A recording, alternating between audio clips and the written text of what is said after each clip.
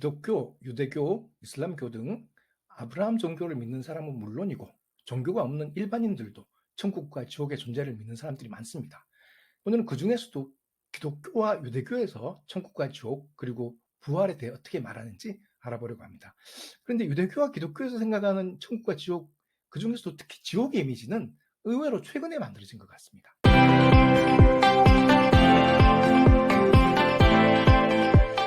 안녕하세요. 곽 작가입니다. 오늘은 기독교와 유대교에서 천국과 지옥 그리고 부활에 대해서 어떻게 이야기하는지에 대해서 말해보려고 합니다. 우선 유대교부터 살펴보겠습니다. 유대교는 기독교와 이슬람교의 할아버지 종교쯤 되죠. 미국의 유대인 작가 중에 니나 토텐버그라는 사람이 있어요. 이 사람의 남편은 상원 의원도 하기도 해서 꽤 유명한 편인데요.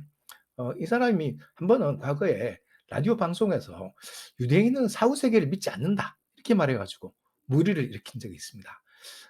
당장 그게 사실이 아니라고 반박하는 유대인들이 막 라디오 방송국으로 전화를 하고 난리 났죠. 어 그런데 니나 토텐버그 말이 사실일까요?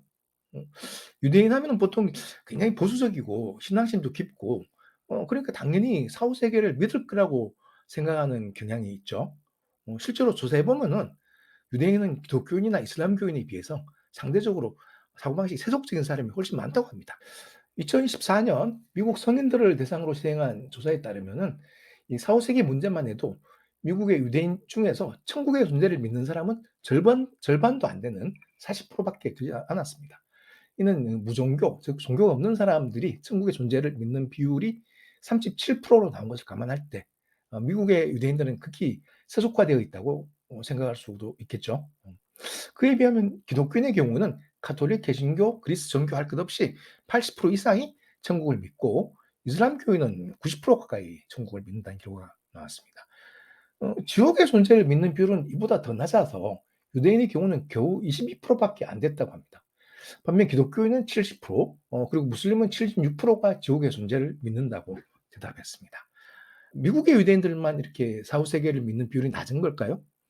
참고로 최근에 즉 2023년에 이스라엘에서 시행한 조사에 따르면은 천국과 지옥을 믿는다는 답변이 전체 54% 였습니다. 54 정확히는 54.5% 였습니다. 이스라엘이 유대인 70% 그리고 무슬림 20% 그리고 기타 다른 종교 신자들과 무신론자들이 사는 나라니까요. 유대인들만 보면은 더 수치가 낮아질 것 같아요. 그러니까 미국의 유대인들보다는 사후 세계를 믿는 비율이 높은 것 같지만 타종교 집단에 비하면 굉장히 낮은 편이죠. 근데 이렇게 이 중에서 인제 개인적으로 재미있다고 생각하는 사실은 이렇게 사후 세계를 둘러싼 두 가지 입장, 이게 유대교 역사에서 굉장히 먼 과거까지 흘러 올라간다는 거예요. 심지어 예수가 활동하던 시절에도 마찬가지였어요. 그 신약 성서에 나오는 유명한 사두개파와 바리새파 있잖아요. 이 바리새파가 좀 더 나쁜 이미지로 나오죠. 하여간 당시 유대 사회에는 크게 사두개파와 바리새파가 이렇게 신앙을 양분하고 있었는데요. 그중에서도 사두개파는 이제 성전을 관리하는 상류층들이죠.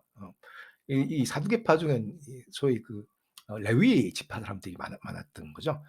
그리고 바리새파는 성전을 관리하지는 않지만 나름 이제 유대의 중산층으로 살던 사람이었어요. 그런데 이 유대 역사가 요세푸스에 따르면은 이 중에 바리새파는 사후 세계를 믿었지만은 사두개파는 죽으면 그걸로 끝이라고 생각했답니다. 당연히 양측이 만나면 그런 걸로 논쟁도 하고 그랬겠죠. 양측의 입장이 달랐던 건 이 문제만이 아니고요. 그 실은 인간에게 자유의지가 있는가 아니면 모든 건 하나님이 정해 놓았는가 이거 나중에 아우구스티누스와 장 칼뱅이 다뤘던 문제죠. 둘 다 이제 하나님이 모든 걸 결정한다고 이렇게 이야기했는데요. 이미 이때도 유대인들이 이 문제로 티격태격했던 거죠. 하여간 사두개파는 자유의지를 철저하게 옹호하는 쪽이었어요. 우리 인간이 하는 일이 이제 나중에 뭐 모든 걸 결정하는 거지 뭐 이런 거죠. 근데 바리새파는 인간에게 자유의지가 있긴 하지만 그렇다고 또 하나님이 예정한다는 걸 부정할 수는 없다. 뭐 그 정도 이제 중도적인 입장이었고 그리고 아주 소수파로 에세네파라고 있는데요. 이 사람들은 이제 하나님이 모든 걸 다 결정해 놓았다는 그런 입장인데요. 이 친구들은 사해 근처에 이 동굴 파고 살던 그런 은거 생활을 하던 그런 소수파라 별로 이게 유대 사회에 영향력은 크지 않았을 겁니다. 다만 이제 어 나중에 쿰란이라는 지역에서 그 자기 이 SNS파 사람들이 묻어 놓은 그 문서들이 발견돼 가지고 지금 고고학적으로는 굉장히 가치가 높은 일을 해낸 사람들이죠. 음. 근데 이제 이 문제에 대해 성서는 어떻게 말하고 있나? 유대인의 바이블, 즉 기독교의 구약 성서를 천천히 살펴보면은 유대인들은 그 야훼라는 신과 이제 커버넌트 계약을 맺죠. 이 계약의 내용이 중요한데요. 실은 이 계약에서 하나님은 유대인들에게 뭐 영원한 생명을 약속하지 않습니다. 이 계약의 내용은 유대인들이 신의 계명을 잘 지킨다면 유대 민족의 번성과 예루살렘의 중심지인 신성한 땅에 계속 살게 해 주겠다 이거였어요. 죽으면 아무것도 없다 이렇게 생각하는 유대인도 꽤 있었던 것 같아요. 심지어 다윗이 썼다는 시편, 솔로몬이 썼다는 전도서에도 그런 말이 나옵니다. 한번 보시죠. 시편 6장 5절. 죽으면 아무도 주를 기억하지 못합니다. 누가 무덤에서 주를 찬양하겠습니까? 전도서 3장 20절. 사람과 짐승은 다 같은 곳으로 가게 되는데 모두 흙에서 났으므로 흙으로 돌아간다. 21절. 사람의 영은 위로 올라가고 짐승의 영은 땅속으로 내려간다고 누가 입증할 수 있겠는가? 그럼에도 불구하고 상당수의 유대인들은 천국까지는 아니지만 저승이라든가 내세라든가 하여간 사후에도 뭔가 있다고 믿었던 것 같아요. 구약 성서에 보면 가끔 나오는 그 스올 있죠. 스올이 그런 것 중 하나죠. 이 스올이라는 건 우리가 흔히 생각하는 그 불지옥, 즉 악마가 죄인들을 끓는 기름에 집어넣고 막 고문하는 그런 불지옥이 아닙니다. 그냥 그 땅속에 있는 지하세계의 이미지에 가까워요. 어둡고 고요하고 뭐 우울하고 뭐 그런 지하세계 있잖아요. 이 그리스 신화에 나오는 하데스 같은 거죠. 천국도 아니고 지옥도 아닌 하데스. 번역할 때 보통 명부라는 단어로 많이 번역하는데요. 그런 사후 세계죠. 이 하데스를 방문한 오디세우스가 이 트로이 전쟁에서 사망한 영웅 아킬레스를 만났는데 그 아킬레스의 말이 명부의 왕이 되기보다는 이승의 노예가 되는 편이 낫다고 했죠. 하데스는 그만큼 싫은 곳입니다. 스올은 그런 하데스와 비슷한 곳이고요. 구약에도 그런 비슷한 문장이 나옵니다. 전도서 9장 4절과 5절을 보세요. 전도서 9장 4절. 그래도 살아있는 자가 희망이 있는 것은 살아있는 개가 죽은 사자보다 낫기 때문이다. 5절. 살아있는 자들은 죽을 것을 알지만 죽은 자들은 아무것도 모르며 다시는 상도 받지 못하고 그들의 기억은 영원히 사라지고 만다. 살아있는 개가 죽은 사자보다 낫답니다. 확실히 하데스와 비슷하죠. 욥기 10장에도 비슷한 이야기가 나옵니다. 고난에 지친 욥이 하는 말을 들어보죠.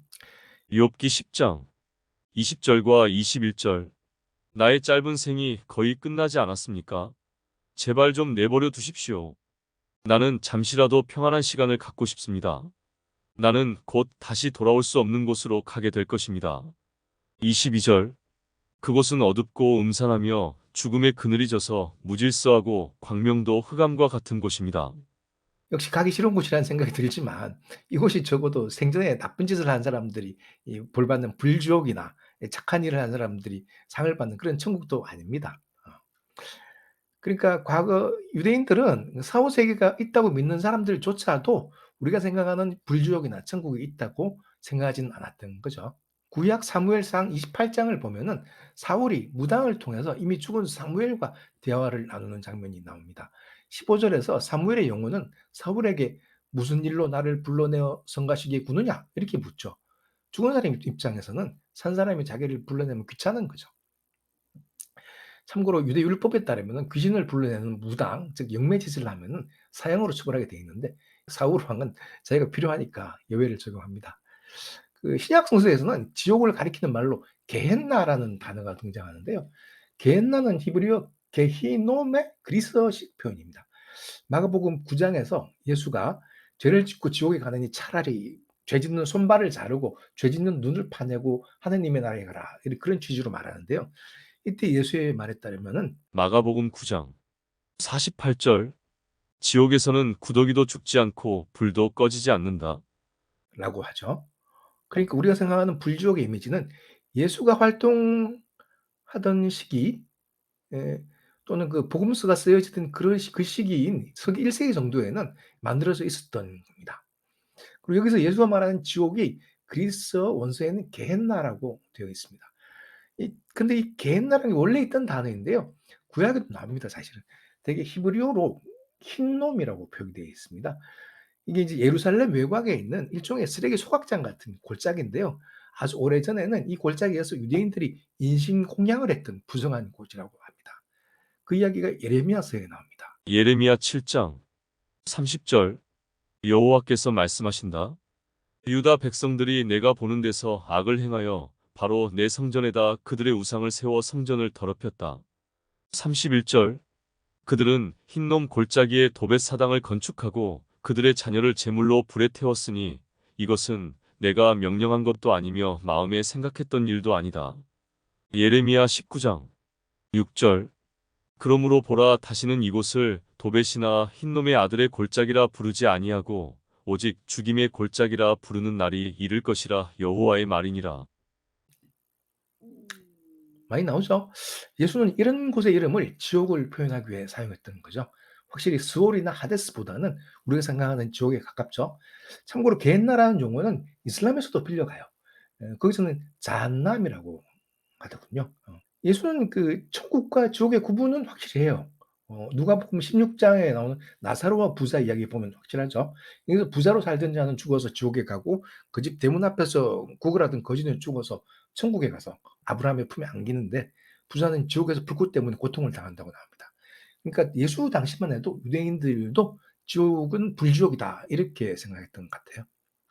그러니까 나중에 요한계시록 같은 곳에 이 불못, 레이크 오브 파이어 뭐 이런 용어가 등장하는 게 좀 자연스럽죠. 요한계시록 보시죠. 요한계시록 20장 13절 바다와 죽음과 지옥도 죽은 사람들을 토해냈으며 그들은 각자 자기들의 행위대로 심판을 받았습니다. 14절 그리고 죽음과 지옥도 불못에 던져졌는데 이것이 둘째 죽음입니다. 15절 누구든지 생명책에 이름이 기록되지 않은 사람은 이 불못에 던져졌습니다. 여기 보면 생명책이라는 단어가 나오는데요. 이 생명책이라는 단어로 신도들 협박한 목사들 좀 있죠. 자기 말 안 들으면은 생명책에서 이름 지워버린다고.